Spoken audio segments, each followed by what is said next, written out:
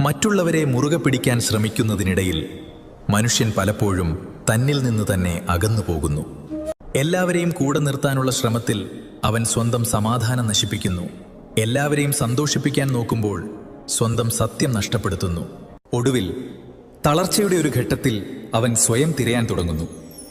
ഈ ആൾക്കൂട്ടത്തിനിടയിൽ ഞാൻ എവിടെയാണ്? ആ ചോദ്യത്തിനുള്ള ഉത്തരമാണ് നിശബ്ദമായി എല്ലാവരെയും വിട്ടൊഴിയുക.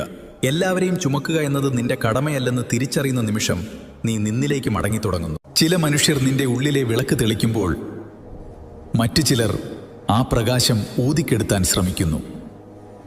നിന്റെ ഊർജം ചോർത്തുന്നവരിൽ നിന്ന് അകലം പാലിക്കുന്നത് ആത്മാഭിമാനമാണ്. നിന്നിലെ സന്തോഷത്തെ ഉണർത്തുന്നവരിലേക്ക് മാത്രം നിന്റെ ഹൃദയം തുറക്കുക.